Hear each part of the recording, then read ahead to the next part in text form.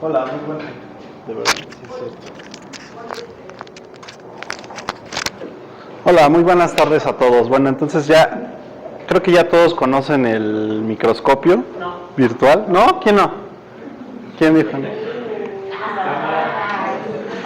Pero este es el momento de introducirlo. En principio quisiera mencionar los objetivos que como grupo de desarrollo tenemos al presentarles este proyecto.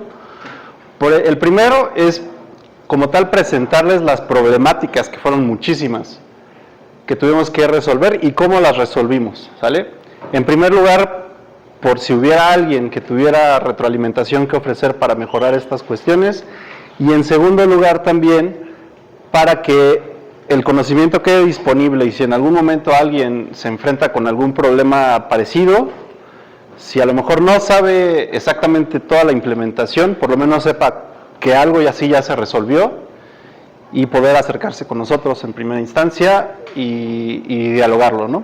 Entonces, después vamos a apuntar a mejorar la eficiencia en el desarrollo y apuntar a tener mejores productos en los proyectos.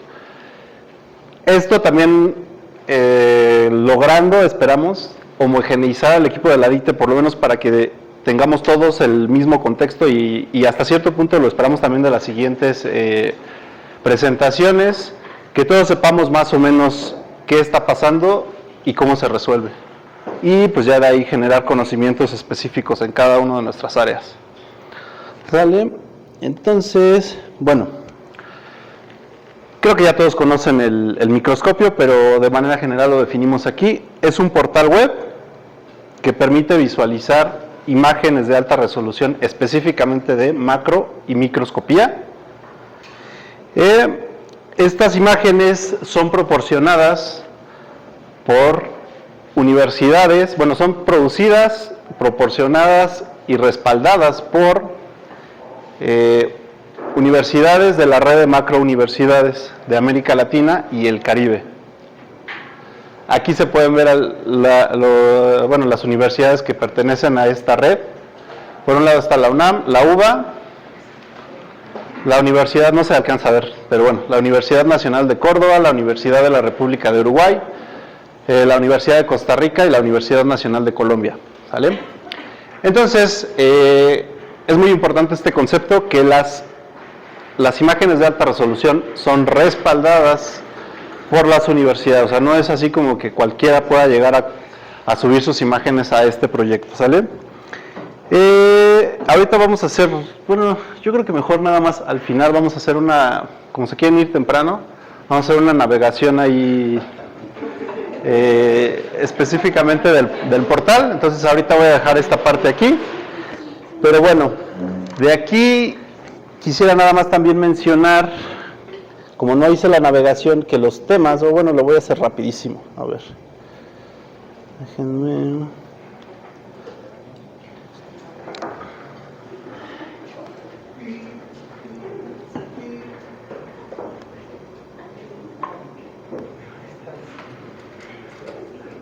Aquí. Ay, está medio complicado así. Así. No veo mi cursor. No veo mi cursor. ¿Dónde está? No está.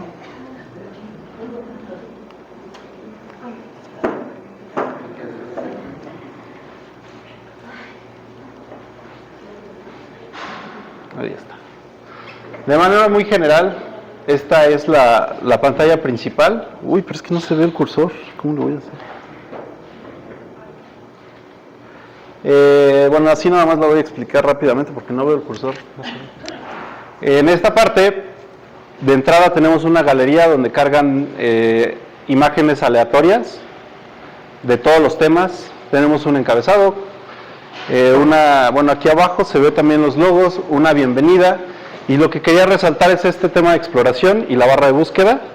Pero bueno, y en el tema de exploración, mencionar justamente que estos temas, o sea, de repente podemos argumentar por qué cierta imagen o por qué la navegación está hecha como está, se dio enfoque a los temas porque fueron definidos por el Grupo de Desarrollo Tecnológico de la Red de Macrouniversidades, ¿sale?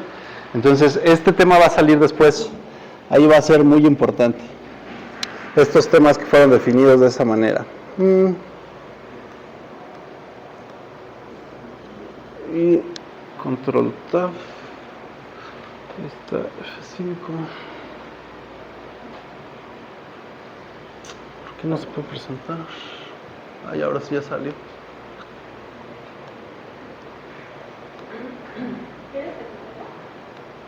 No, estas no.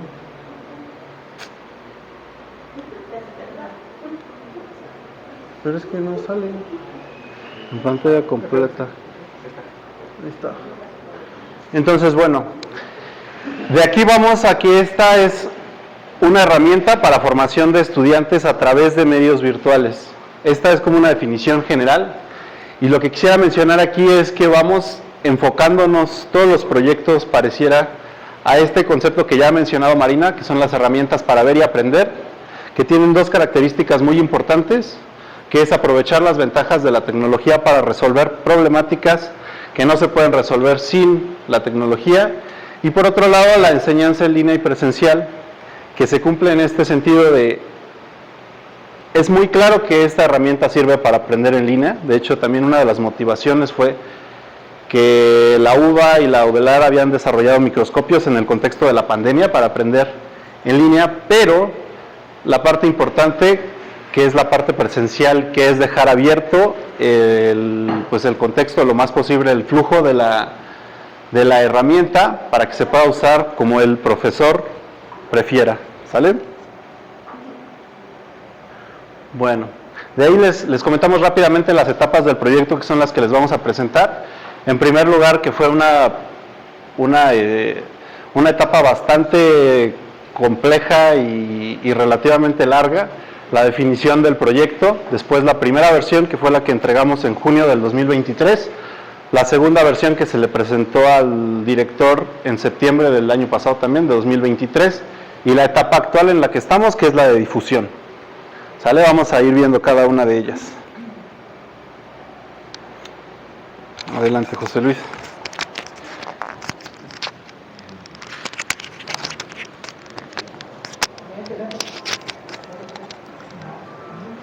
Bien, a lo largo de la presentación van a ver un proceso muy largo y complejo que van a exponer mis compañeros. A mí me gustaría darle contexto, ¿por qué? ¿No?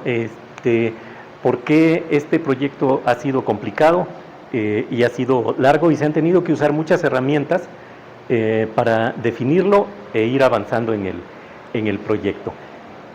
Primero recordemos que el rector Graue era presidente de las macros, ¿no? En este periodo, y entonces se propusieron varios proyectos como parte de la presidencia que tenía la UNAM, y uno de ellos fue este microscopio virtual, y entonces esto pues también le daba cierta complejidad al proyecto, ¿no? Y entonces empezaron la primera tarea fue convencer a las universidades de adherirse al proyecto. Todos sabemos que todos levantan la mano y dicen que sí, pero ya estar en ese trabajo de definir el proyecto, participaron cinco universidades, ¿no? Entonces, esto tenía que ser definido por todas las universidades y sumarlas. Y todos pensamos que en Latinoamérica se habla el mismo español, ¿no? Y eso pues ya ni siquiera a nivel técnico a veces se logra. Entonces, en este proyecto se sumaron 5 universidades, pero, por ejemplo, había pedagogos, médicos, veterinarios, biólogos, profesores, investigadores, técnicos, ¿no? de informática, de ingeniería en computación, que tienen visiones después diferentes sobre los proyectos, y eso trajo muchísima complejidad.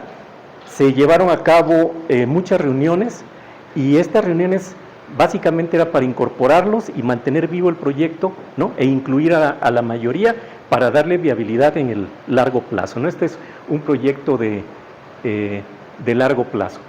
Entonces fue muy importante esta labor, ¿no?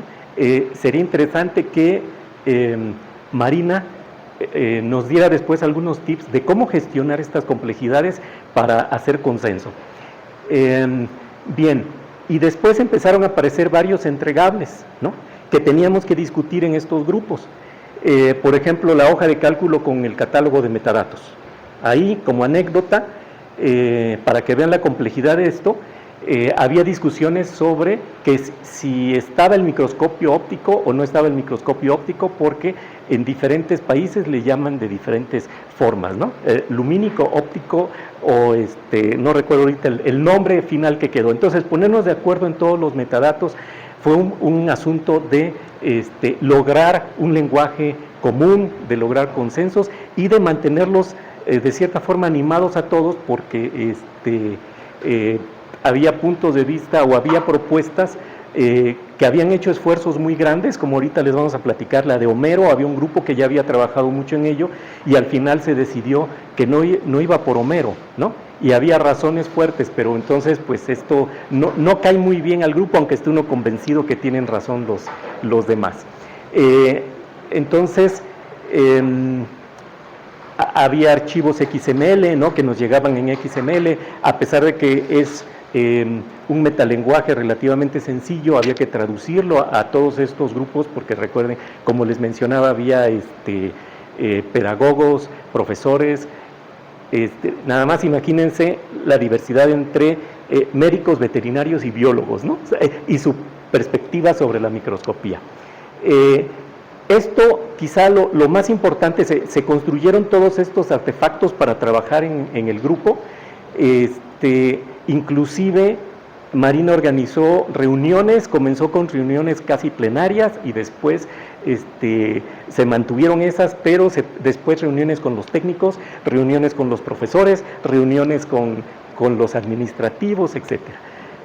Quizá lo más importante es que se construyó un lenguaje común y se construyó consenso sobre todo. Se logró que todos los participantes se apropiaran del proyecto, todos sobrevivieron el proceso, todos terminamos en las reuniones. Había periodos en los que ya no asistía alguien porque estaba un poquito sentido y después se reincorporaba y al final todos estuvieron en el proyecto. Se consiguió que todos contribuyeran con ideas, contenidos y materiales. Un aspecto importante de este proyecto es que se aprovechan las imágenes de alta resolución y estas imágenes son extremadamente caras conseguirlas. Se necesitan expertos, se necesitan equipos muy caros, muy sofisticados, y entonces es aprovechar, ¿no? Uno de los principales objetivos de este proyecto es aprovechar lo que se está produciendo en diferentes universidades e incorporarlo y compartirlo, ¿no?, para no estar replicando esfuerzos. La que sigue, por favor. Entonces, ¿cuál fue nuestra primera aproximación a esa Torre de Babel para poder gestionar sobre todo la complejidad para el levantamiento de requisitos colaboratorios o colaborativos? Porque hay quien quería un microscopio que fuera idéntico a un microscopio óptico, ¿no? Un grupo de ellos quería que hubiera las perillas para moverlo y tal, y otros le apostaban a otras ideas. Entonces, una de las primeras cosas que se hizo en el grupo de desarrollo fue analizar alcance del proyecto y sobre todo alinear tecnologías. Algo afortunado fue iniciar con estos análisis porque no teníamos definiciones cuando comenzamos a trabajar en ello y faltaba mucho tiempo, ¿no? Nosotros estimábamos que todavía nos quedaba por resolver varios puntos. No teníamos una definición clara del proyecto, pero había que empezar a hacer un análisis y alinear tecnologías. Y una de las propuestas fuertes durante mucho tiempo fue hacerlo con Homero, con un software de microscopía muy especializado. Y también, por otro lado, ir alineando estas partes de tecnología con el levantamiento de requisitos a través de dos artefactos, que es lo que les voy a presentar. La que sigue, por favor. Entonces, la idea dominante por un grupo técnico era que se desarrollara con Homero, ¿no? Entonces hicimos un análisis y vimos los objetivos que se estaban delineando ya y realmente Homero no era una buena solución. Si a nosotros nos definen un proyecto y no nos definen algunos aspectos, por ejemplo, de arquitectura que vamos a ver, podemos resolverlo fácilmente y podemos implementarlo rápido, pero las consecuencias vendrán en el mediano y largo plazo. Esto es, por ejemplo, tenemos que definir cuántos estudiantes se van a conectar, ¿no? ¿Con qué frecuencia? Cuántas imágenes tenemos que cargar, tenemos que considerar muchas otras cosas que solo la funcionalidad inmediata, o sea, porque lo que es fácil definir y nos los definían era, queremos algo que cargue imágenes y que las podamos navegar, hacerle zoom, ¿no? O sea, toda la parte de interfaz gráfica que es lo que tiene claro el usuario, pero detrás de eso, ¿sí?, necesitamos muchísimas más definiciones que generalmente los usuarios no tienen claro o no ven como la importancia, ¿no? Entonces decíamos, bueno, ¿cuántos estudiantes entrarían por universidad? Eventualmente 5,000, ¿no? Y son 32 universidades, 5 que están activas. Entonces, el análisis o la conclusión a la que llegamos, y fue afortunado porque se tomó la decisión por varias otras razones de que no se iba a hacer con Homero. Y nosotros estábamos listos para demostrar o para justificar el no uso de Homero, ¿sí?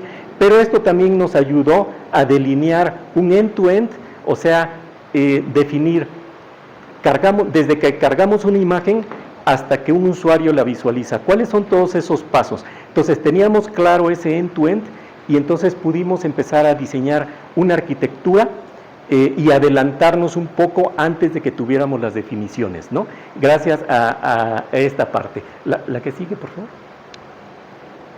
Entonces, bueno, es interesante lo que se hizo con Homero, pero no tenemos tanto tiempo. ¿Y por qué desechar Homero? Es interesante porque si hubiéramos adoptado Homero, no hubiera podido incorporarse muchas universidades, ¿no? Para comenzar, Homero es un sistema que requiere un servidor bastante poderoso, ¿no? Y la realidad es que tenemos en ese grupo de macrouniversidades universidades con muchos recursos, con centro de datos, etcétera, y otras que están comenzando en sus servicios TIC. Entonces, se desechó Homero. La que sigue, por favor. Y el principal logro de esta actividad y del análisis, que fue afortunado que ya hubiera un grupo trabajando bastante con Homero, aunque al final se desechó, porque pudimos contar con el end-to-end para iniciar la arquitectura, el diseño y las primeras pruebas de concepto. Había cosas que nos preocupaban en el grupo y son las primeras que hay que hacer una prueba de concepto, ¿no? Entonces ya teníamos esas preocupaciones gracias a estos trabajos y empezamos a hacer las primeras pruebas de concepto. Una muy importante que nos platicará Pablo, fue fundamental, ¿no? Para probar el principal concepto de complejidad, pero también para involucrar más a la gente. Entonces, y otra cosa que pudimos construir tempranamente fue un caso de uso que va desde el depósito de las imágenes hasta la visualización de las imágenes en el sitio web, ¿no? Pasando por esos casos intermedios. Ese fue el principal logro. La que sigue, por favor. Y bien, les platico un poco que cuando nos empezamos a enfrentar a esa complejidad de usuarios, ¿no? Y que la consigna, y era muy importante, que era que todos participaran, todos incluyeran y que escucháramos a profesores, investigadores, pedagogos, médicos y todos, ¿no? Entonces, fue muy importante aprovechar algo que está bastante desarrollado, bastante madurado en el desarrollo de software, y que es los requisitos funcionales y los requisitos no funcionales. Separar estos dos aspectos, ¿no?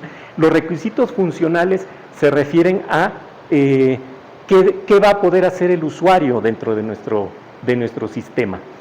Un ejemplo sería: el usuario podrá realizar búsquedas de imágenes disponibles en el catálogo central mediante un buscador orgánico en lenguaje natural con filtros y ayudas de aproximación.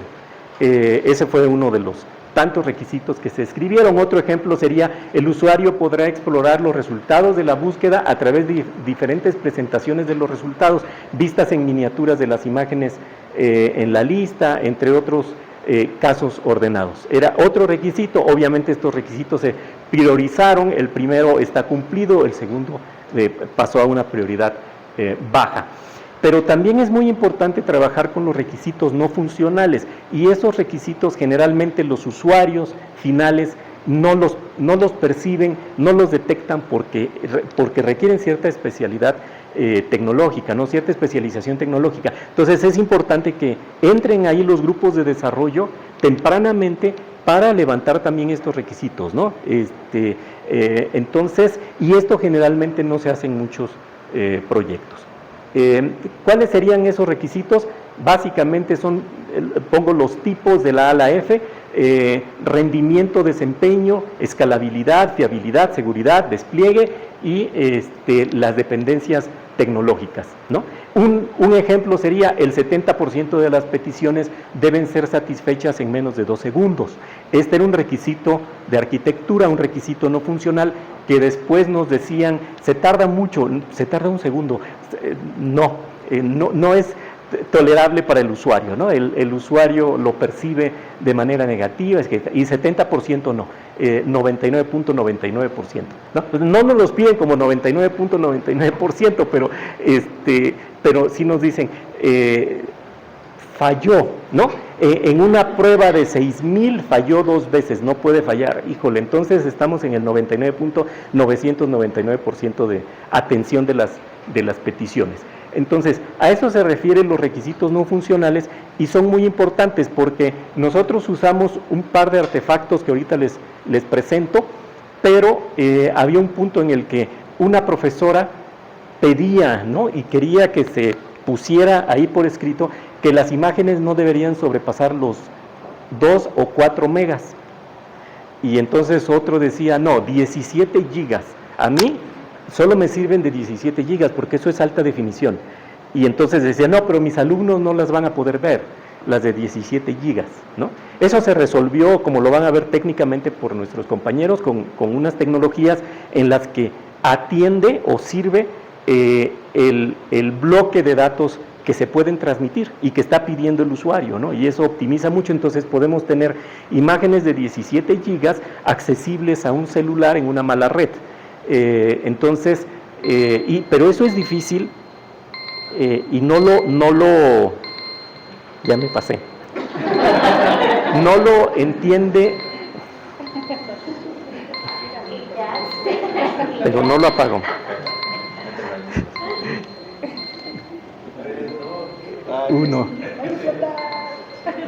Aceptar, era aceptar. Bien, entonces no es fácil explicar estas partes, ¿no? La profesora que seguía pidiendo que las imágenes fueran muy pequeñas para que sus estudiantes las pudieran ver, no entendía fácilmente de las tecnologías web que se tienen actualmente, y etcétera, ¿no? La que sigue ya me tomo 1 minuto. Por ejemplo, este es un artefacto de los procesos, ¿sí? Que inclusive, como ustedes verán, hay cosas desconectadas, hay cosas que teníamos dudas. La idea le llamamos en ingeniería de software elicitación, ¿sí? Era presentar esto, y lo primero que dijeron es, no va a haber login ni password, no se permite en tal universidad, no puede haber tal cosa. Ok, quitamos el cuadrito, ¿no? Pero hace falta tal. Y entonces, gracias a este tipo de diagramas que nos permiten tener un lenguaje común, es muy fácil que adopten rápido este lenguaje gráfico, nos permite elicitar y levantar los requisitos. La que sigue, por favor. Y bueno, terminó con algo así en las sesiones. Después mejoramos esto con desarrollo, y todavía había algunas cosas pendientes que no me podían definir nombres. La que sigue, por favor. Este que acabamos de ver nos permite hacer el levantamiento de requisitos funcionales, ¿no? Lo que tiene que hacer el sistema. ¿Qué tiene que hacer el sistema? No cómo, solo los qué. Y otro artefacto es los diagramas de arquitectura. Este no es un estándar, ni se recomienda usar un estándar, porque precisamente lo que necesitamos es elicitación. Después vamos a ver un diagrama ya en nuestro estándar. Entonces, planteamos esto, obviamente, con la intención de que rápido nos quitaran Docker, ¿no? Porque no les gustaba. No va Docker, bueno, lo quitamos.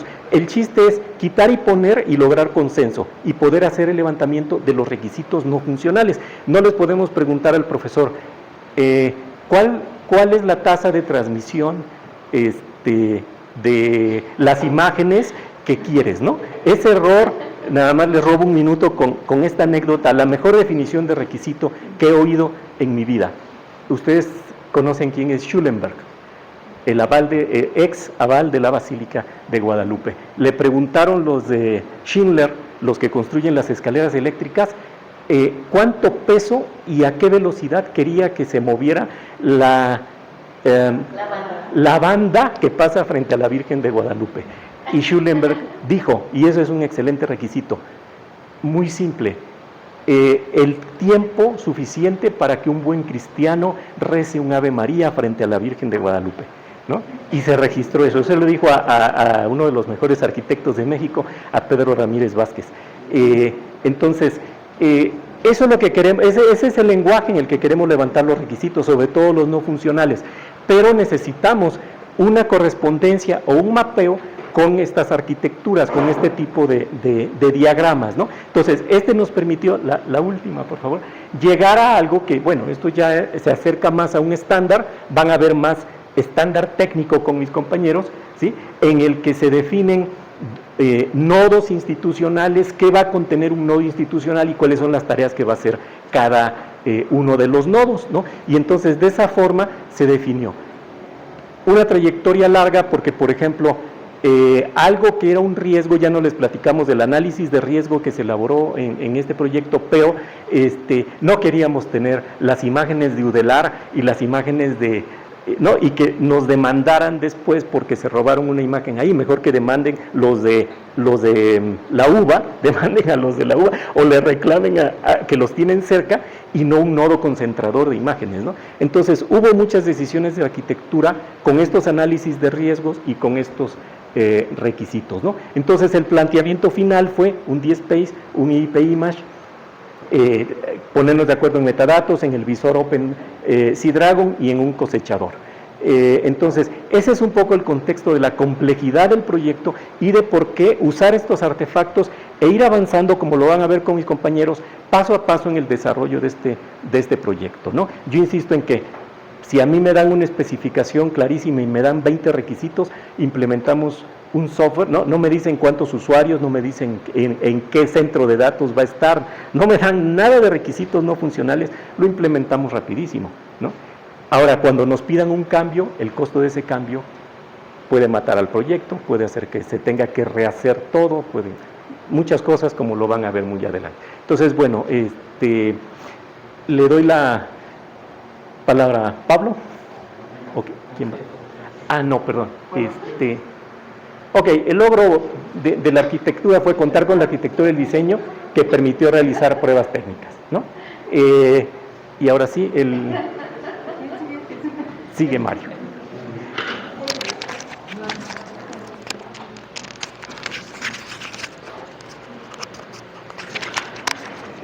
Hola, ¿qué tal?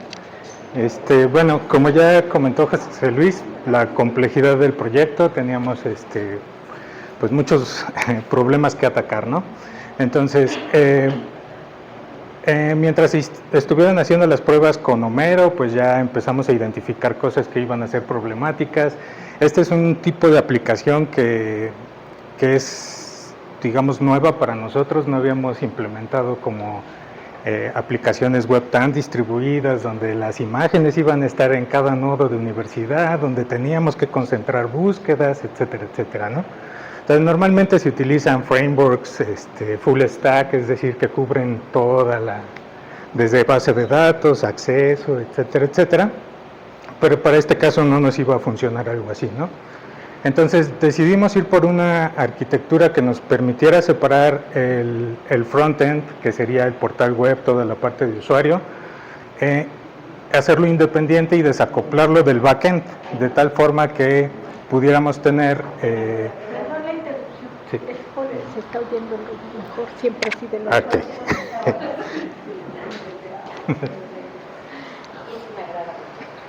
Sí. Y desacoplar el front-end del back-end, que es la parte que está en el servidor, nos iba a permitir mucha flexibilidad. Este tipo de arquitecturas desacopladas nos permite tener también distintos tiempos de liberación y de desarrollo por cada uno de los componentes, y también nos da libertad de elegir con qué tecnología podemos trabajar en cada uno de los dados. Es decir, no nos ata a un solo framework, sino también podemos elegir una tecnología para el portal y otra tecnología para el lado servidor. Entonces, esto es más o menos cómo funciona. Cada universidad tiene un nodo que le llamamos, que tiene un DSpace, donde están todos los metadatos de las imágenes, donde están catalogadas, y un servidor con un servidor de imágenes de alta resolución que se llama IIP Image Server. Entonces, aquí tenemos todas las universidades, y lo que se diseñó de componentes en el backend es un cosechador que aquí de Heru nos apoyó. Ellos ya tenían un cosechador desarrollado. Sin embargo, vamos a ver un poquito más adelante también los tiempos, como comentaba José Luis. Estaba la definición de que se iba a hacer Homero hasta que fue más o menos abril, y bueno, la presentación del proyecto era en junio, ¿no? Entonces, bueno, esta es la parte de la arquitectura. Pasamos a la siguiente, por favor. Entonces, bueno, otra de las ventajas que nos dio tener este tipo de arquitecturas es trabajar en paralelo, ¿no? En este caso, el tenerlos desacoplados, el portal web necesita información y el backend le va a proporcionar esa información. Entonces, como están desacoplados, en lo que nos tuvimos que poner de acuerdo al principio es en definir un esquema de datos, el esquema del documento que iban a intercambiar de información. Estos normalmente se utilizan en archivos JSON, que es como un formato de texto así sencillo. Entonces definimos y que permite intercambiar información, ¿no? Entonces ese es el formato que íbamos a utilizar. Definimos la estructura. También el portal web iba a necesitar un servidor de imágenes de alta resolución, entonces ese lo pudimos levantar de forma más o menos rápida con un contenedor, para que entonces el desarrollo del portal pudiera comenzar.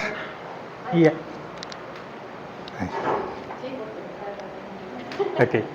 Para comenzar el desarrollo del portal, nada más necesitaba de forma estática un archivo y un servidor de imágenes, ¿no?, para poder mostrar.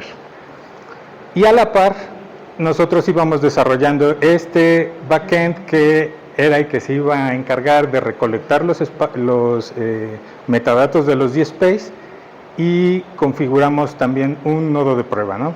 La idea es que al final estos pudieron desarrollarse de forma independiente, y al final ya conectamos directamente el portal final con el backend, que esta base de datos, que optamos por ir por una base de datos orientada a documentos, justamente por esto, ¿no? Aquí es un ejemplo de los metadatos que vienen. Como comentaba José Luis, es un catálogo de 72 metadatos aproximadamente, más otros extras que necesitábamos, ¿no?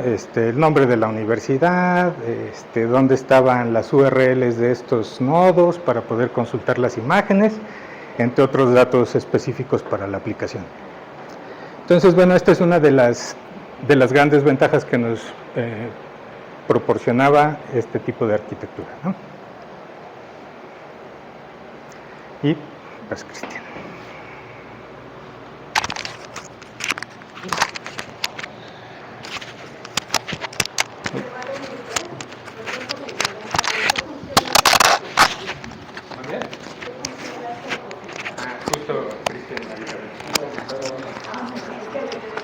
Sí, justo lo que vamos a abordar ahora es la parte de lo que es el cosechador, qué es cuál es su función, vaya.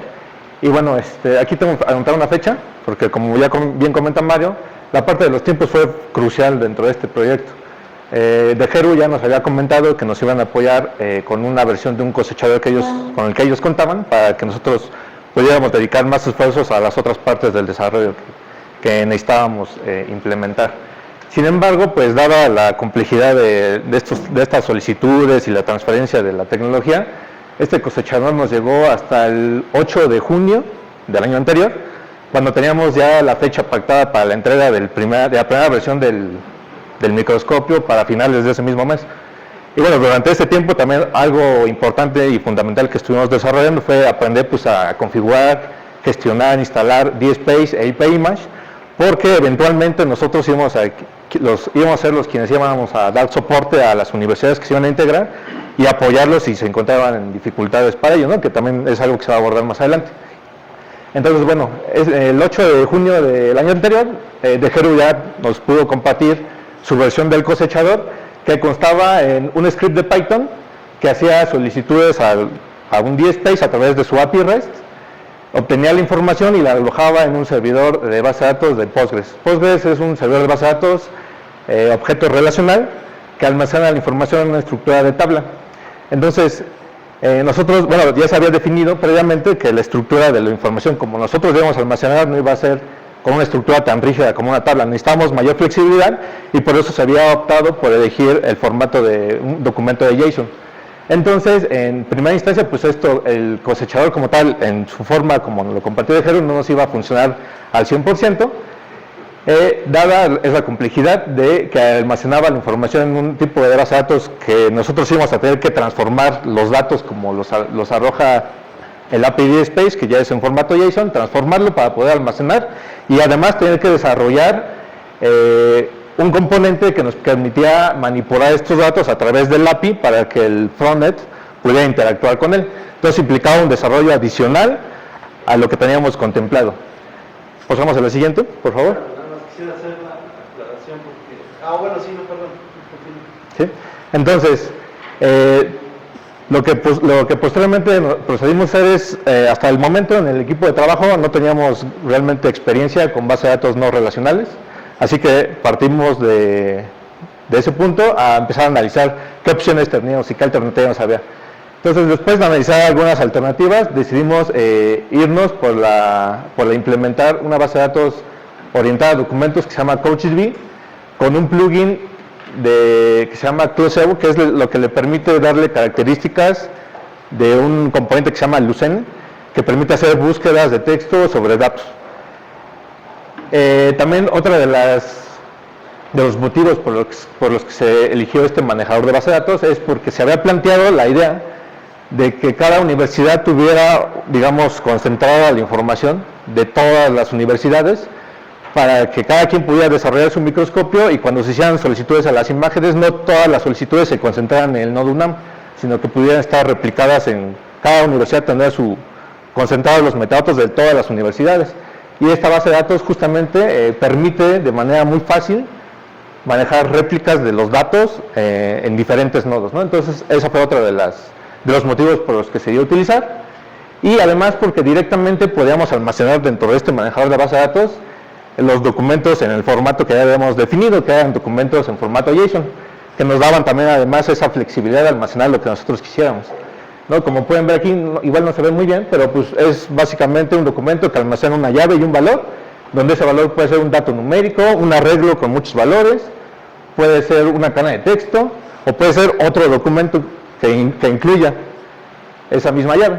Entonces, pues esto ya cubría nuestras necesidades en cuanto a esa flexibilidad. Y pasamos al siguiente. Tratando de resolver tu pregunta del cosechador. ¿Se falla? Nada más es rápido. O sea, realmente lo que está pasando, como ya vimos, hay nodos en las diferentes universidades, hay un nodo central donde está el cosechador.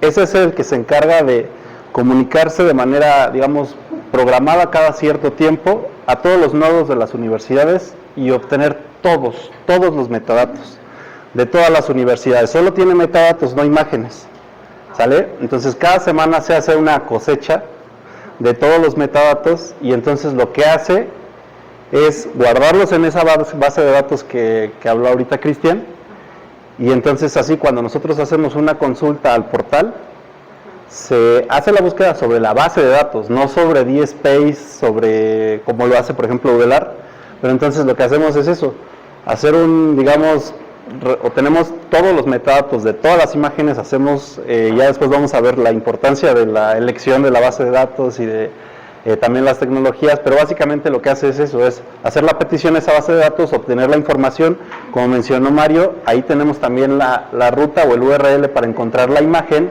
en los nodos de las diferentes universidades. Entonces, lo que hace el cosechador es cosechar todos los metadatos de todas las universidades y los guarda en la base de datos.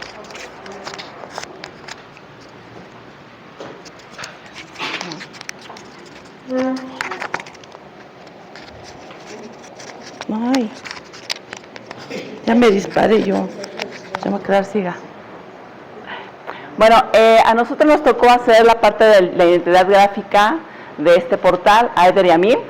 Y bueno, como ya lo comentó al inicio de esta reunión, nos comentó José Luis, bueno, había todo un grupo de universidades y de distintas áreas de conocimiento que trabajaron en este proyecto. Nosotros no nos integramos en esta parte, sino él fue, digamos, que nuestro contacto, o el representante, digamos, de nuestro cliente, el que tuvo la sensibilidad para compartirnos toda la información y de lo que teníamos que desarrollar.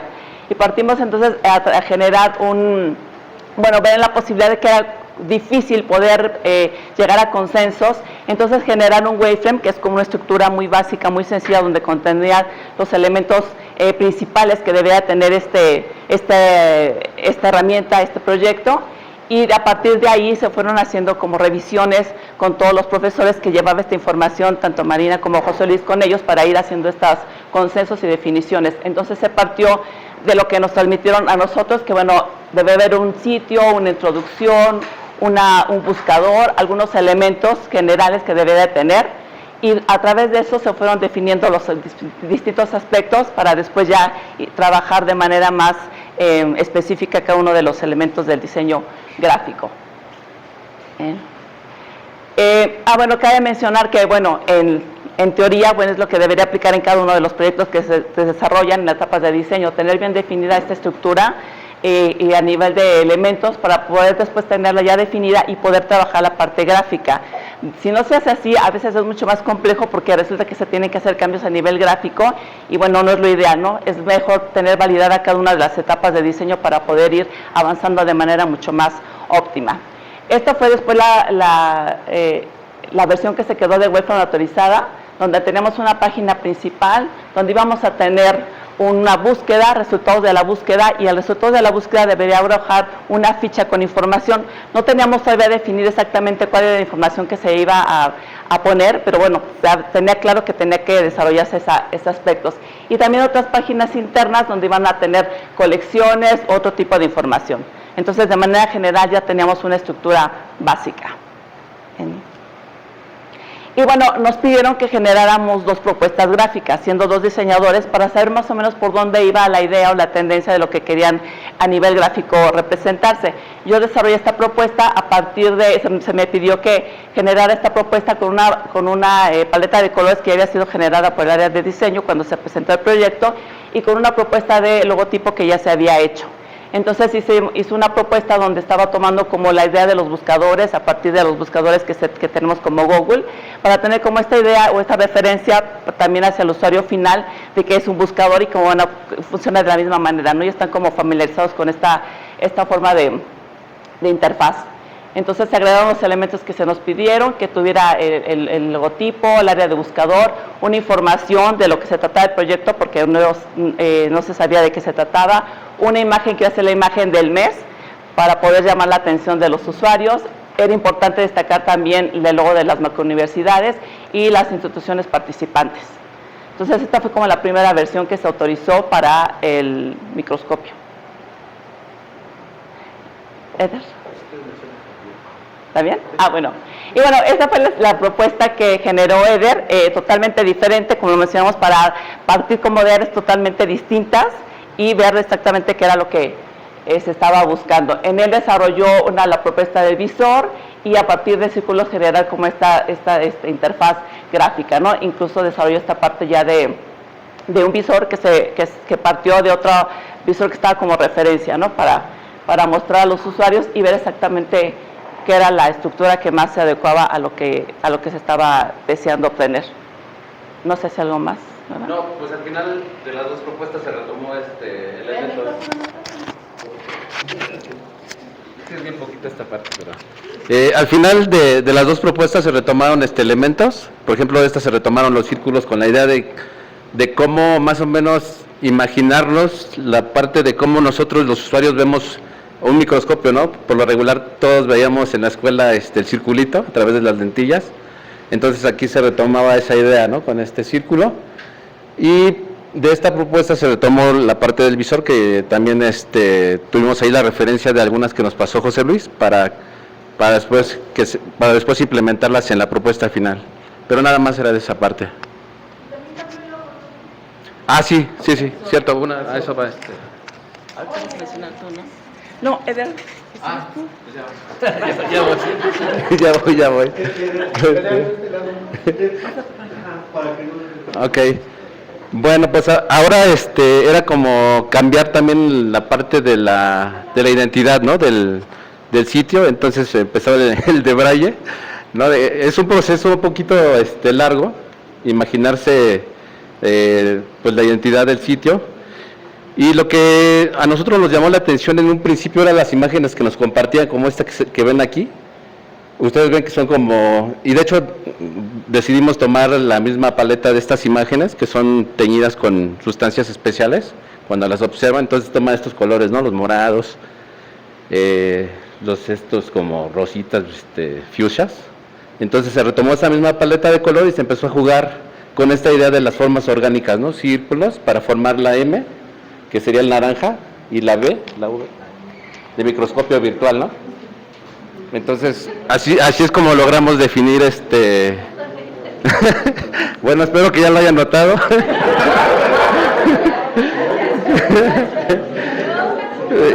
Igual no lo habían notado, pero sí.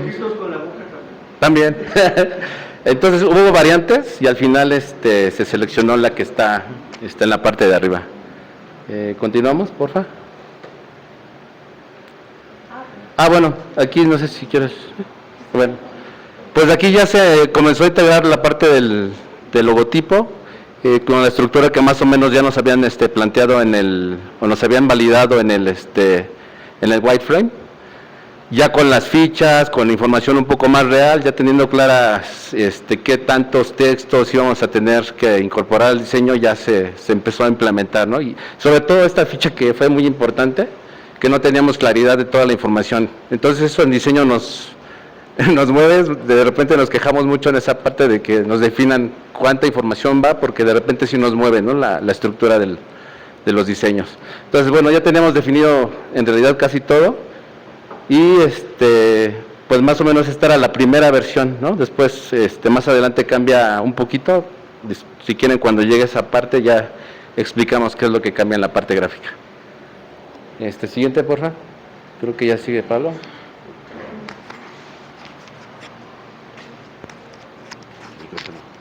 ¿Qué?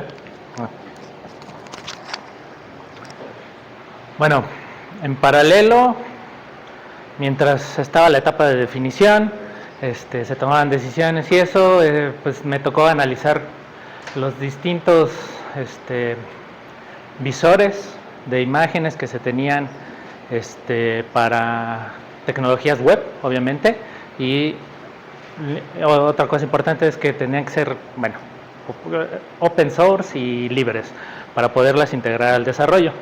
Entonces, en el análisis de estos visores, pues salieron pues, detalles, ¿no? Como por ejemplo el visor ImageJ es tanto, aparte de un visor, es como un editor. Entonces esto nos sirvió como para aterrizar qué tantas opciones teníamos en la cuestión tecnológica, y para que la gente que toma las decisiones en el consenso y toda esta etapa de definición pudieran aterrizar esas ideas, ¿no? Ver finalmente cómo es que se iban a ver las cosas implementadas en el portal que se iba a tener. Entonces, la cuestión de los visores, pues al final se decidió por OpenSea Dragon, que es el más versátil, para lo que querían era un visor sencillo, donde pudieran hacer zoom, donde pudieran hacer los paneos y tuvieran un elemento en el que pudieran ver en qué parte de la imagen están ubicados. Eso es lo único que necesitaban, que el OpenSea Dragon ya proveía por default, y además, importante también era el formato de las imágenes. En primera instancia, el único visor que soportaba el formato de Homero, que son por la primera ruta por la que se tenía y el que parecía que esa iba a ser, es este visor de Avivator, se llama. El problema con Avivator es que es un desarrollo viejo y tal vez se le tendría que, bueno, otra parte del análisis era ver qué tanto se tenía que modificar el código de los visores para adaptarlo a las necesidades del microscopio conforme nos iba llegando la información. En caso del Zoomify, pues es un visor de software de propietario, entonces ese estaba descartado de entrada porque no permite pues la integración fácilmente. Y en el caso del ePay Viewer, pues es un visor más sencillo que el OpenSea Dragon, ¿no? Entonces al final, después de que se definió qué tipo de formatos de imágenes íbamos a utilizar, piramidales, formato TIFF, y pues el OpenSea Dragon era el que se adaptaba a las necesidades. Toda esta implementación fue un mini portal donde se pusieron todos los visores disponibles y un conjunto de imágenes de ejemplo para que las personas que estaban en ese momento en la etapa de definición en consenso pudieran ver las ventajas y desventajas de cada uno de los visores y cómo se iba a ver ya al final en el portal. Y bueno, pues fue un mini portalito un muestrario que se desarrolló justo en la etapa de definición y un poco en paralelo con la etapa del desarrollo del backend, mientras se tomaban las decisiones también de qué tecnologías íbamos a usar, si íbamos a usar un servidor para las imágenes de alta resolución, que es el IP Image Server y todo eso, ¿no? Entonces ahí también se implementaron, se resolvieron algunas problemáticas, la de los documentos, cómo íbamos a recibir, el formato de la información, cómo le íbamos a recibir, y además cómo íbamos a recibir las imágenes de alta resolución vía el servidor, ¿no? de imágenes de alta resolución. Entonces, esta es una prueba de concepto, nos sirvió como prueba de concepto para en el lado de desarrollo, qué implicaciones tendría implementar cada uno o tomar a cada uno de los visores, ¿no? La que sigue. Después de eso ya, mientras se tomaron esas decisiones y todo eso, cuando ya se tuvo el diseño gráfico, después de la etapa ya del diseño gráfico, ya entonces sí, ya se pudo implementar el portal como tal, la primera versión del portal. El portal como quedó y como se presentó en la primera versión, se implementó con estas tecnologías, ¿no? El React es un framework de JavaScript que permite el desarrollo de aplicaciones single page, se llaman. Este desarrollo de este tipo de aplicaciones lo que está orientado más hacia una experiencia de usuario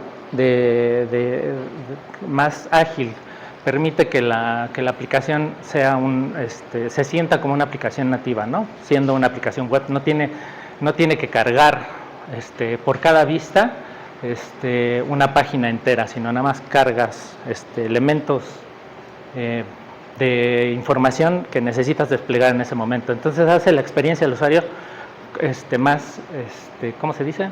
Más placentera y permite que la aplicación sea más ágil. Se optó por el OpenSea Dragon, por lo que ya mencionamos, es un visor de imágenes piramidales. Lo que hace OpenSea Dragon, otra cosa importante es que OpenSea Dragon soporta la alimentación de las imágenes de alta resolución a través del servidor del IP Image Server. Entonces, y lo hace de una manera eficiente. ¿Cómo funcionan las imágenes piramidales? Más o menos, si ustedes han usado la aplicación de Google Maps, lo que hacen es cargar en la parte del visor, en el viewport, cargar nada más los pedacitos específicos de la imagen se divide por niveles de zoom en tiles, en pedacitos.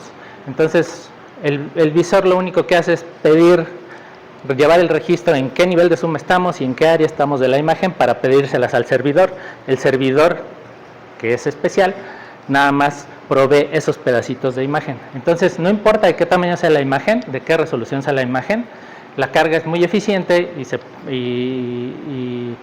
y permite que cualquier tipo de imagen, de cualquier resolución, de cualquier tamaño, se pueda ver en cualquier dispositivo, de cualquier tamaño de viewport, con una red decente, ¿no? Esa fue la importancia del OpenSea Dragon. Es un visor open source, libre, y la integración fue relativamente sencilla a la aplicación, ya después de que se hizo todo el análisis de todo lo que se necesitaba, ¿no? Axios permite en este mismo contexto de las aplicaciones single page que cargan pedacitos de información para hacer el despliegue de la interfaz más ágil.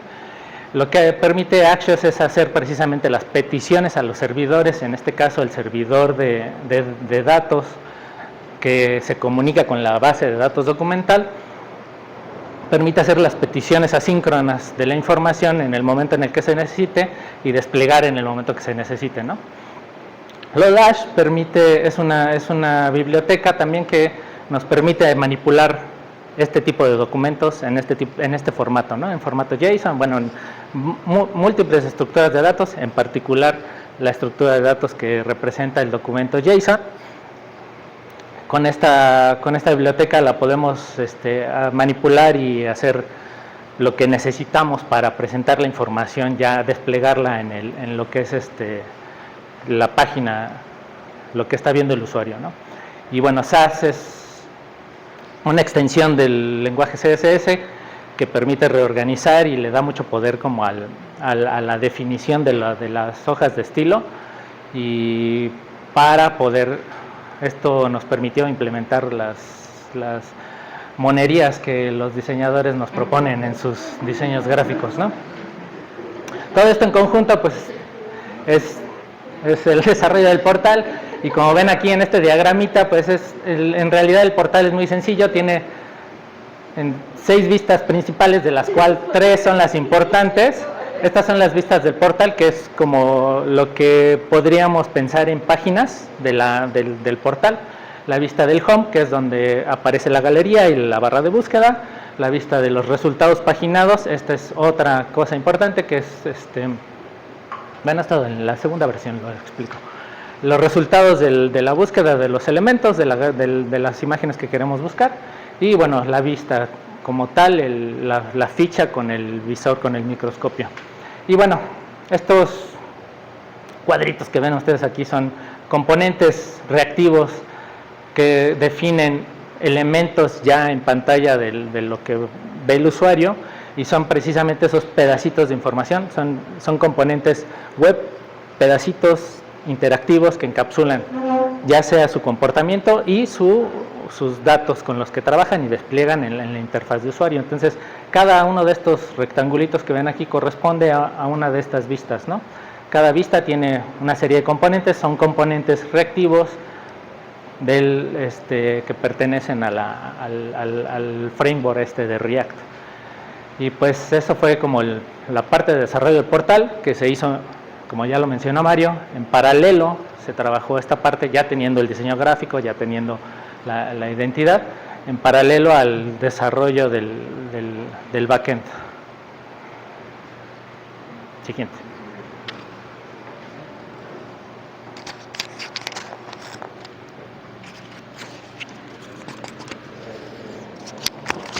Bueno, como ya comentaba Cristian, también teníamos que brindar apoyo técnico a las universidades.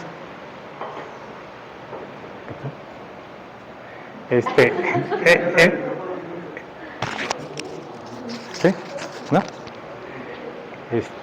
También tenemos que brindar apoyo técnico a las universidades, tanto en la instalación y configuración de sus nodos, que como habíamos visto en el diagrama anterior, consistía de un DSpace y de un servidor de imágenes de alta resolución. Entonces, en particular, como ya comentaba Rodrigo, el cosechador toma los datos, todos los metadatos de DSpace y los concentra en la base de datos. Entonces, las búsquedas son locales, digamos, y ya la consulta de la imagen sí ya es directamente al servidor de imágenes de cada universidad. Entonces, aquí ya empezamos a encontrar también otro tipo de problemas porque el cosechador que teníamos consultaba los datos o extraía los datos de DSpace por medio de un API que está en una versión 6, pero solamente en esa versión. Entonces, la UDELAR, la Universidad de la República de Uruguay, por políticas internas de la universidad no podía instalar versiones anteriores de software y entonces ellos fueron por la versión 7. La versión 7 tiene una API distinta, entonces no podíamos obtener los datos de ahí con el cosechador que teníamos nosotros. Entonces, bueno, aquí fue también de estar en contacto con ellos y ver cómo podíamos resolver para la presentación que teníamos de la primera versión. Y bueno, llegamos al acuerdo de que activaron esa API en esta versión en su DSpace, ¿no? Solamente que quedó activada de forma temporal para la presentación, pero ya teníamos un problema más que resolver, que era para la siguiente versión contemplar también estos cambios de versión, ¿no?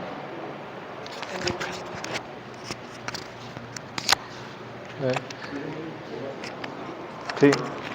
Dando seguimiento a los requerimientos para integrar más universidades, se nos planteó el objetivo de que para la primera entrega de la primera versión del microscopio estuvieran integradas por lo menos 3 universidades. Entonces estaba obviamente pues ya la UNAM, la Universidad de la República de Uruguay y la otra universidad que estaba casi lista, bueno, casi porque la verdad es que les faltaba bastante, era la Universidad de Costa Rica, quienes nos pidieron apoyo técnico, porque básicamente lo único que tenían hasta ese punto era la instalación de IP-Image y DSpace, pero no tenían dificultades, ¿no?, para cargar los metadatos, los formularios de captura. Entonces hubo una reunión el día 26 de junio de 2023, que fue 2 días antes de que se liberara el software.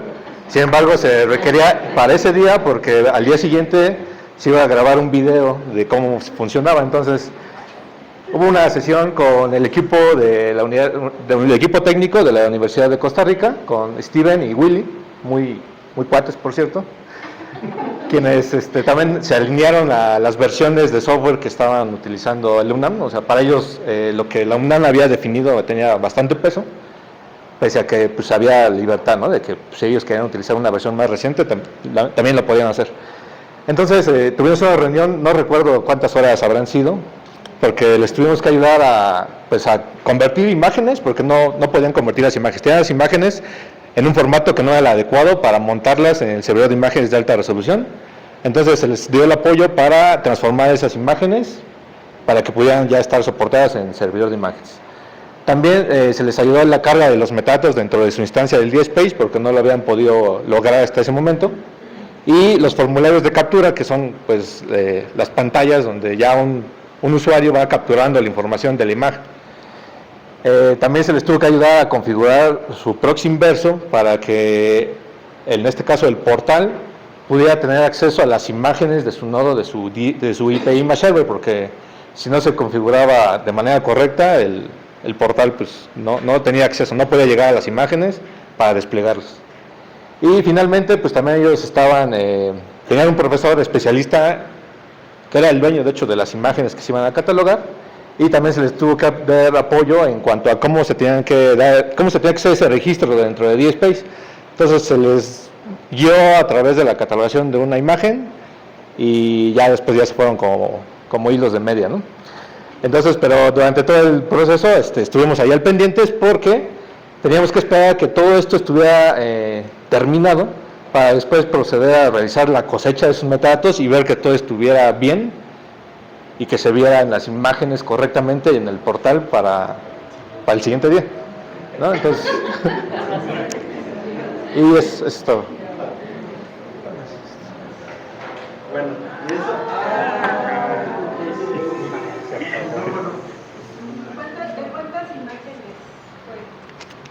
¿cuántas imágenes? ¿El de Costa Rica? 5 imágenes. Ok. Bueno,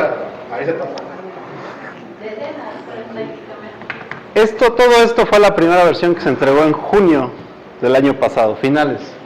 Entonces, como vieron, pues hay muchas problemáticas que quedaron pendientes y a partir de todo el uso, ya de haberlo visto materializado y usarlo como tal, pues salieron nuevos requerimientos. Ya se asomaba esta problemática específicamente de los soportes a diferentes versiones de DSpace, ¿no? Hasta cierto punto también es bastante lógico porque no les podíamos pedir a las universidades porque la verdad es que DSpace ya era la versión 6. La 6.4 era ya un poco vieja, ¿no? Entonces, como tal, por eso saltaba a Audelar. Por políticas internas ya decían, no, yo no puedo estar instalando ese tipo de versiones desactualizadas en mis servidores. Y entonces todo eso, digamos, produjo un montón de reuniones técnicas con los equipos técnicos de las diferentes universidades, análisis, propuestas y validación de diferentes soluciones tecnológicas. Básicamente ahí entramos en una discusión de cuál sería la opción que mejor satisface a todos y también pensando en las futuras universidades que se puedan sumar al proyecto para poder prever también lo más que se pudiera este tipo de problemas, ¿no? Al final se definió que se iba a hacer por un protocolo que se llama OAI. Lo vamos a ver después, pero básicamente es una API estándar que expone DSpace para los metadatos. Por otro lado, también, a partir de que ya los fueron usando, surgieron sugerencias, cuestiones de usabilidad que no parecían tan adecuadas, que todo esto estuvo fundamentado por una decisión también vieron ya cómo estaban los tiempos, cómo estuvieron seleccionándose las tecnologías, y bueno, eso fue lo que se logró para ese tiempo, pero entonces ya teníamos este nuevo propósito o requerimiento de mejoras en la funcionalidad para búsqueda y filtrado, básicamente que los usuarios tuvieran una mejor experiencia y que realmente pudieran encontrar las imágenes, porque probablemente se acuerdan que en esa época hubo veces en las que decían es que yo no encuentro lo que estoy buscando, o había veces que imágenes, o sea, buscabas algo y no salía la imagen, ¿sale? Entonces fueron esos requerimientos ya muy puntuales. Y todo esto para septiembre de ese mismo año, inicios, que se tenía que presentar, digamos, la versión final con el director, ¿no? Entonces, bueno, eso fue la parte de los requerimientos, y ahora vamos a ver en dónde impactó. Gracias. Bueno, entonces,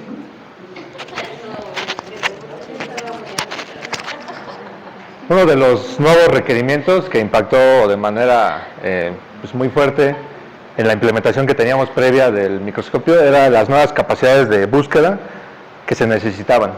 Porque no sé si lo recuerden, pero como les había comentado en la presentación similar a esta previa, en el uso de tecnología que habíamos seleccionado para la base de datos, se eligió un motor de base de datos, de una base de datos orientada a documentos que se llama CouchDB, con un plugin que se llama Closen, para brindarle soporte de características de búsqueda dentro de los datos de la base de datos. Entonces, al no ser una integración propia del manejador, tenía ciertas limitantes. Por ejemplo, solamente permitía realizar búsquedas con wildcards al final de un término de búsqueda. Por así decirlo, si alguien buscaba CA, solo podría encontrar términos que coincidieran con CA, el wildcard, es decir, palabras que empezaran con CA, ¿no? O sea, camello, etcétera. Pero no donde el término estuviera en medio de la palabra, ¿no? Entonces, si había palabras o términos que tuvieran algo antes de ese término, ese motor o ese plugin no nos daba esa flexibilidad, ¿no? Entonces se volvió a realizar otro análisis de ver qué alternativas teníamos y se decidió nuevamente cambiar el manejador de base de datos que se había implementado. Se decidió utilizar que es Elasticsearch, que es una base de datos de motor de búsqueda, que por suerte también trabaja con documentos JSON directamente. Entonces podríamos modificar la estructura un poco del documento, de cómo se iba a almacenar, pero no representaba un impacto tan fuerte.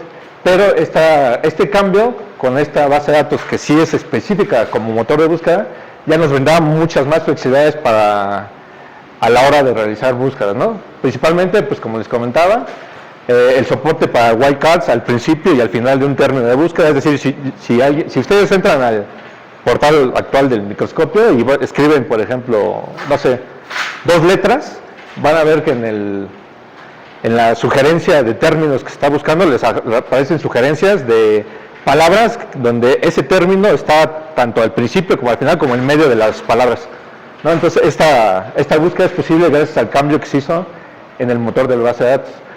También permitía realizar la clasificación y agrupación de resultados a través de ranqueos, ¿no? Es decir, que no tenga el mismo peso que el término buscado aparezca en el título a que aparezca en la descripción. Nosotros se puede definir si tiene más peso que el término que se busca está en el título y menos peso que esté en la descripción y mucho menos peso que esté, por ejemplo, en las palabras clave. Entonces eso se puede definir también a través de este motor. Son varias de las búsquedas, varias de las opciones que de las ventajas realmente que representaban el haber cambiado de tecnología en cuanto a la base de datos.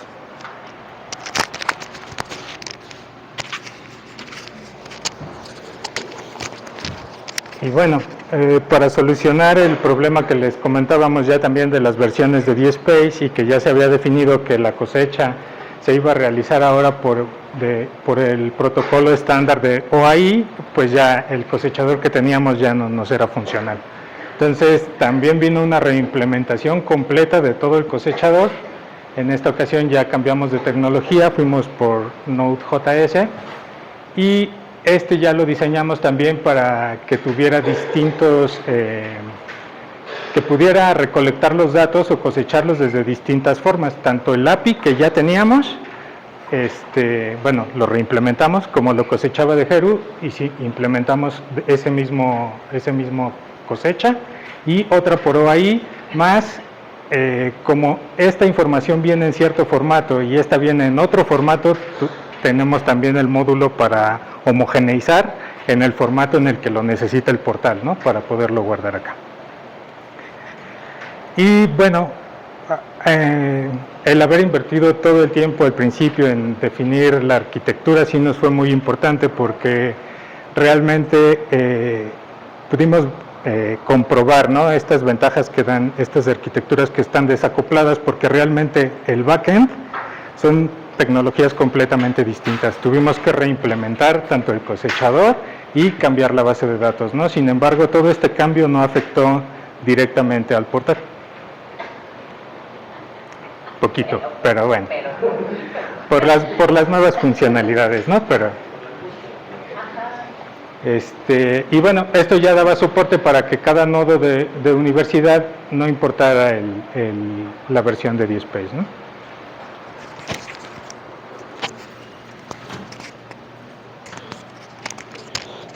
Continuando con las monerías, seguimos.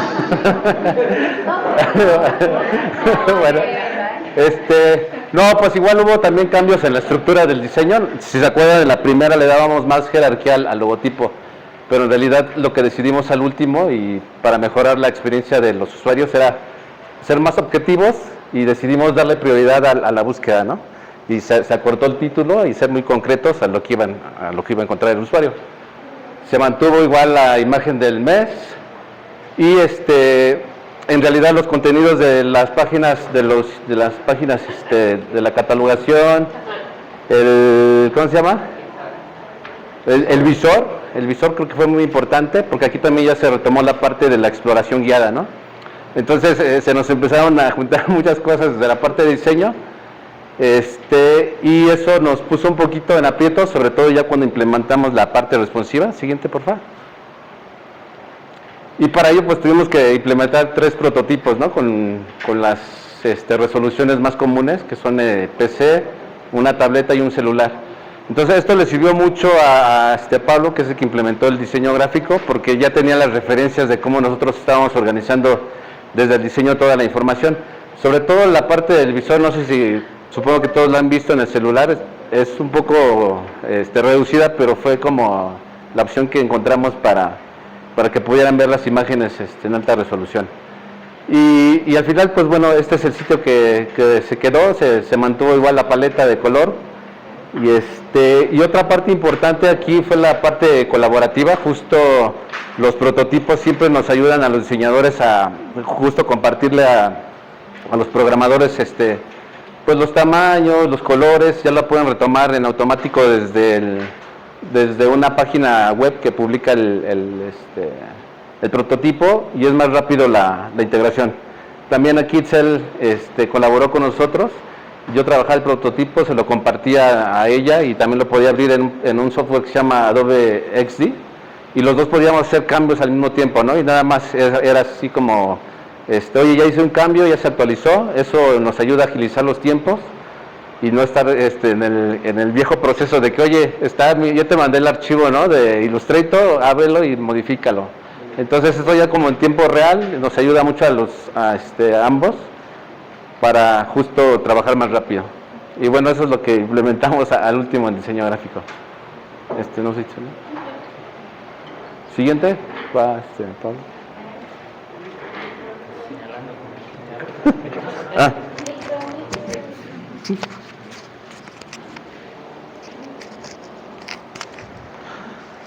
Bueno, ya para la segunda versión pues ya teníamos otro diseño, más monerías que implementar.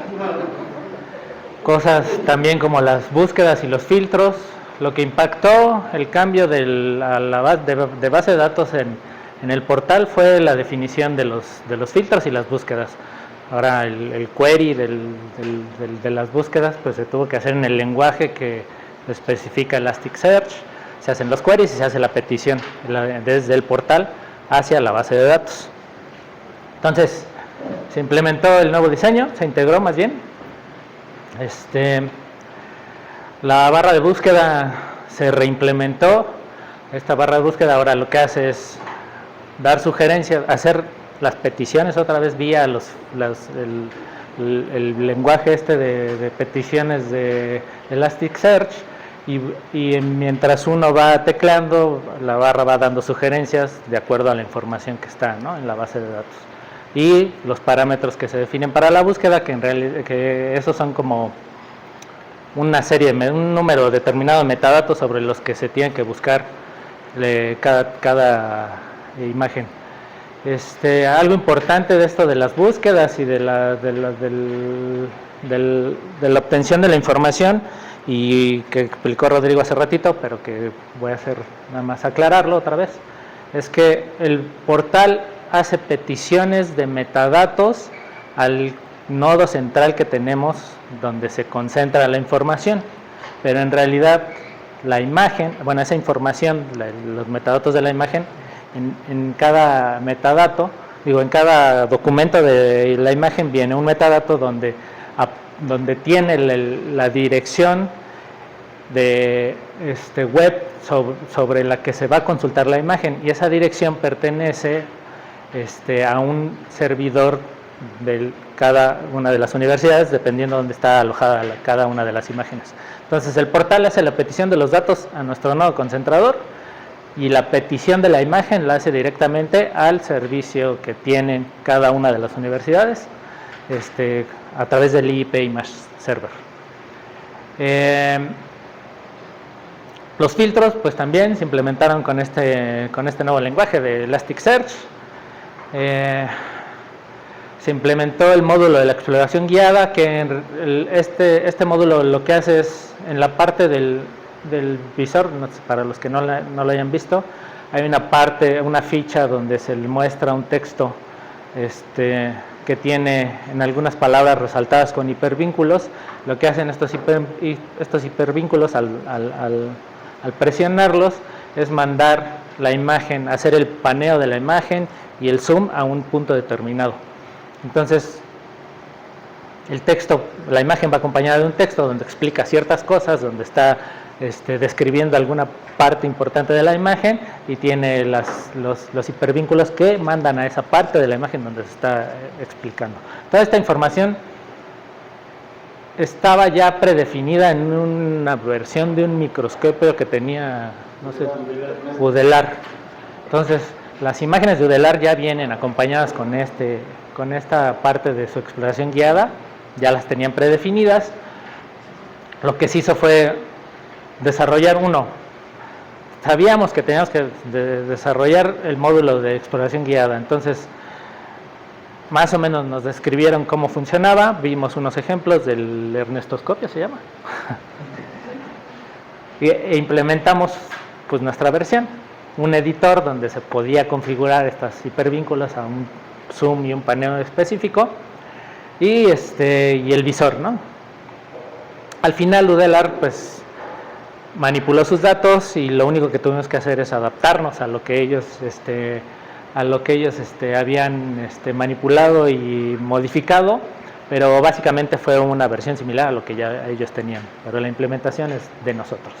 Y bueno, además de esto, pues surgieron las cuestiones estas de que se montó el portal y el backend en los nodos de la UNAM, en los servicios de la UNAM, a través de un balanceador de cargas y todo esto. Entonces empezamos a tener esas cuestiones de los tiempos de carga, y que a veces cargaba y a veces no. Entonces también nos tocó la parte de la optimización de la carga de recursos en el portal, y la carga de datos,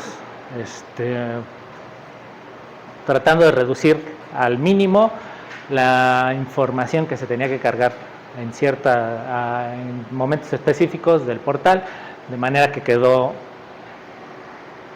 yo diría, muy eficiente en la cuestión de despliegue y carga de información. Y esto fue el desarrollo de la versión 2 del portal.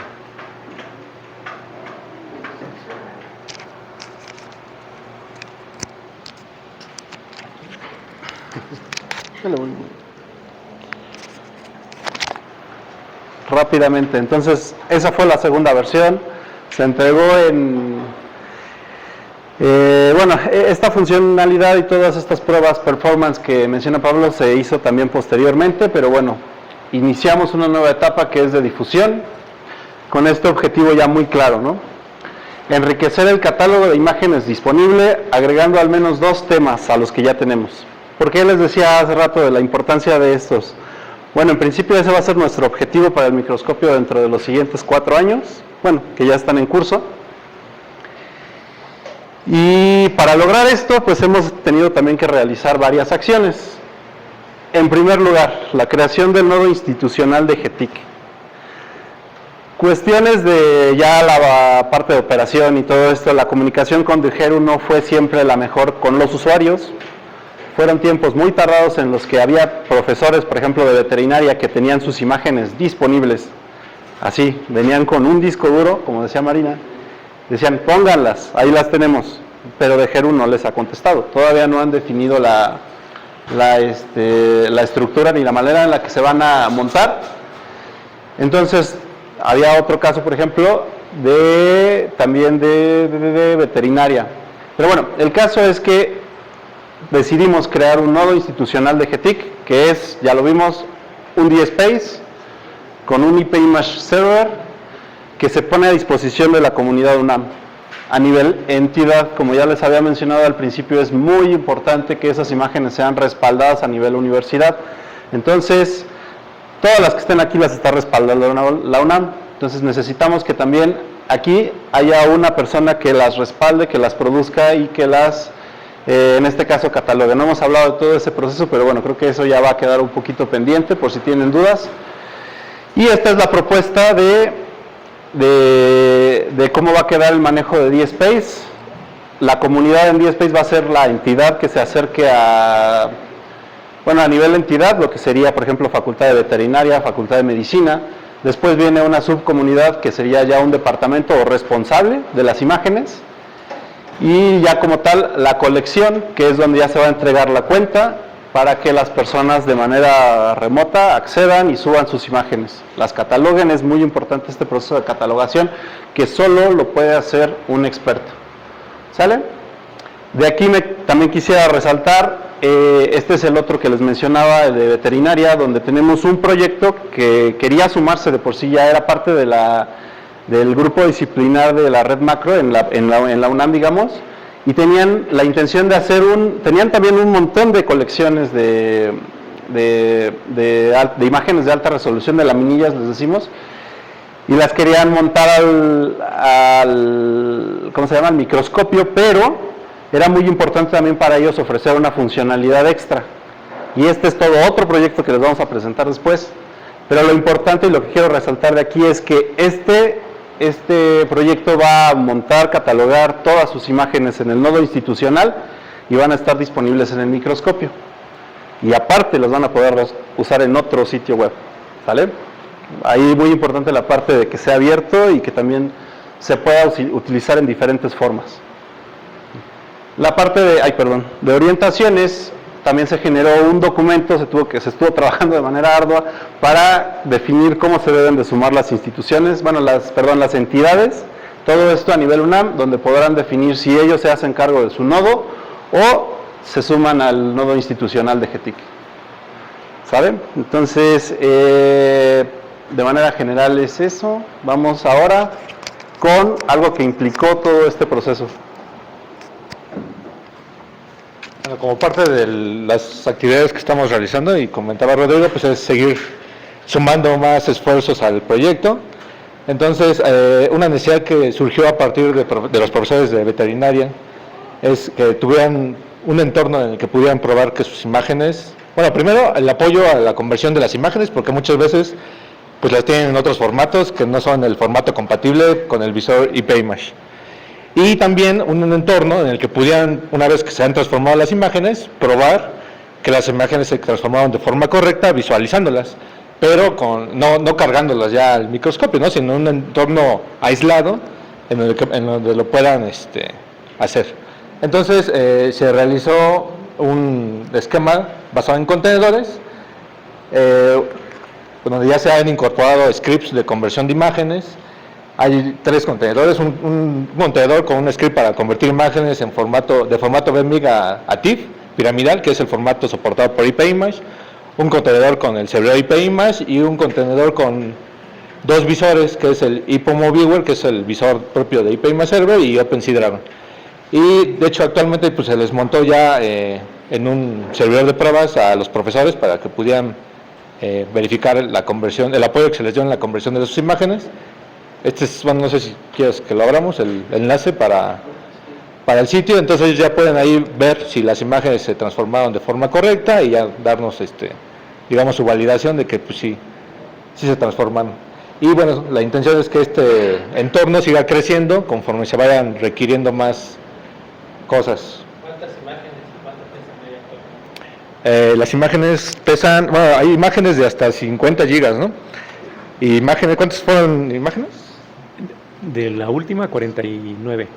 49 imágenes de un grupo de profesores de veterinaria, en donde la imagen más pequeña creo que pesaba 2 gigas, y la más grande hasta 50 gigas, me parece. Y hay otro grupo que es el que atendieron principalmente Maritu, que ahí sí no recuerdo cuántas imágenes, son 100 imágenes, creo, ¿no? 100 imágenes adicionales que después se van a incorporar también al proyecto del microscopio virtual.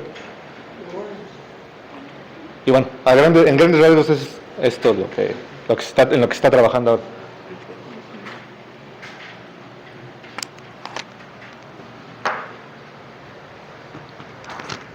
Y bueno, tratando de ser lo más eficientes posibles, también les puse solo una conclusión. Consideremos los objetivos que tuvimos al principio, que es la presentación de problemáticas y soluciones, que ya vieron que no fueron pocas y todavía quedan muchas más que no se mencionaron. Cuestiones con el centro, bueno, mejor no digo. Eficiencia en el desarrollo y mejores productos. Esos fueron nuestros 2 objetivos, y que ustedes vieran cómo estaba todo lo que hicimos, todo lo que pudimos hacer mejor. Queremos llegar a esta conclusión también a manera de petición, que es muy general, que es simplemente respetar las etapas y definir los entregables de la mejor manera, y también tener un proceso de validación. Como vieron, se habló de trabajo y retrabajo en varias opciones, en varias partes, donde una de las decisiones más acertadas que fue tomada previa a que yo llegara, que fue la arquitectura desacoplada, como ya lo vimos, permitió que, a pesar de que hubo cambios de tecnología fuertísimos, que básicamente se rehizo todo, el funcionamiento que se definió se mantuviera igual.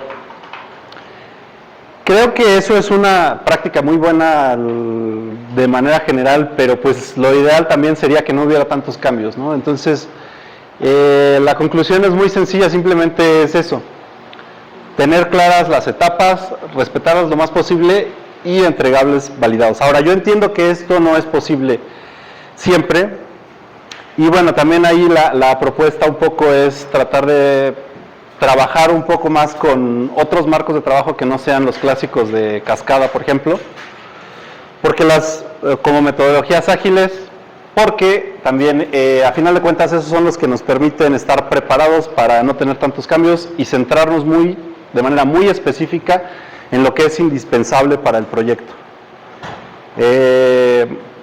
La idea es eso, enfocarse muy bien, tratar de definirlo lo más posible y tratar de retrabajar lo menos posible a largo plazo.